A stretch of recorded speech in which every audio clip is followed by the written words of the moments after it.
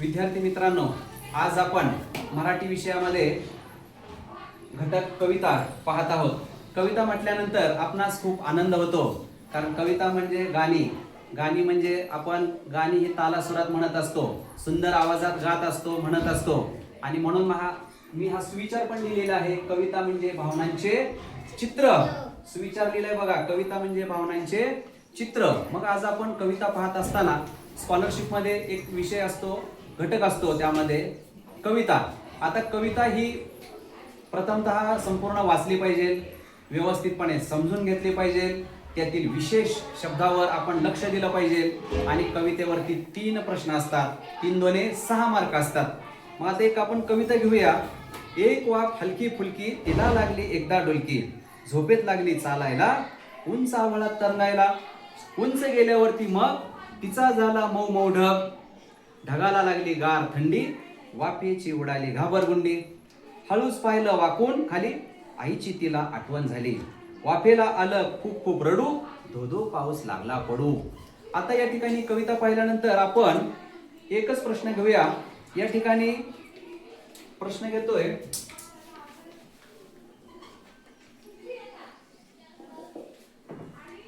वाफ उंच गेल्यावर,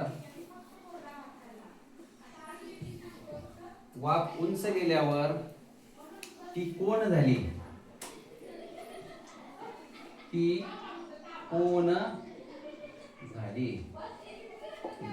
वाफ उंच झाल्यावर ती कोण झाली. आपण आता 4 पर्याय घेऊया.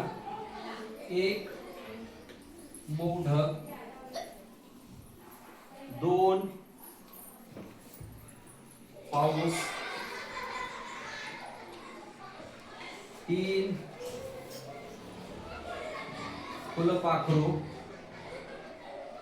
आणि 4 आहे पतंग. बघा आता कोण सांगते उत्तर. म्हणजे 4 पर्याय आहेत, त्यापैकी एक उत्तर किंवा एक पर्याय बरोबर आहे. चल या ठिकाणी दाखव काय उत्तर आहे. वाफ उंच गेल्यावरती कोण झाली, वाचते मऊ ढग. मऊ ढग. आता यावरून पाऊस असल्यामुळे मला एक कविता सुचलेली आहे. कविता अशी सुचली की ती लिहिलेली आहे आणि आकाशवाणी केंद्रावर झालेली आहे. बघा, निसर्ग वर्णन. दुपारच्या विश्रांतीनंतर पाहतो तर जादूच केवढी, निसर्गाने कमालच केली होती तेवढी.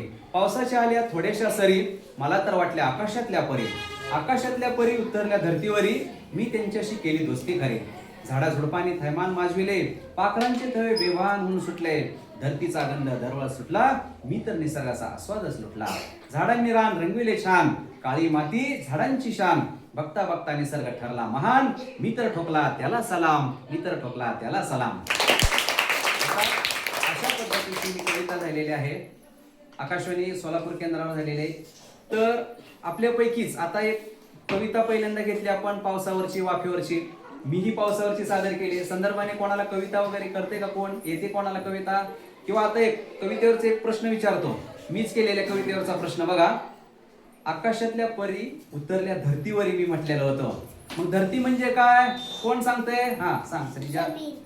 धरती म्हणजे जमीन. म्हणजे त्या कवितेवर जरी प्रश्न विचारले तरी तुम्हाला येतात. आता यानंतर कोणाला कविता दिली का कोणी. चल छान. बघा, श्रावणी इयत्ता 4थीने कविता केलेली आहे. ती म्हणत आहे. म्हण. कोणती केली कविता. बरोबर. म्हण. न्यायासाठी झुकली नाही, कोणासमोर वाकली नाही, तीच साहित्य पाहिजे तुला फुले. मुलींना न्याय दिला त्याच न्याय चालायला लागले, तीच माझ्या जीवनातली पायवाट बनली, तीच साहित्य पाहिजे तुला फुले. छान. टाळ्या वाजवा सगळ्यांनी. अशा पद्धतीने आपल्याला सुंदर सुंदर कविता म्हणता आल्या पाहिजे, तयार करता आल्या पाहिजे. तिनं स्वतः कविता लिहिलेली आहे. तुम्ही सर्वांनी कविता करा, कविता चांगल्या प्रकारे वाचा, समजून घ्या आणि त्यावरचे प्रश्न अजिबात चुकू नका. छान. आता कविता वाचायला सुरुवात करा. ओके.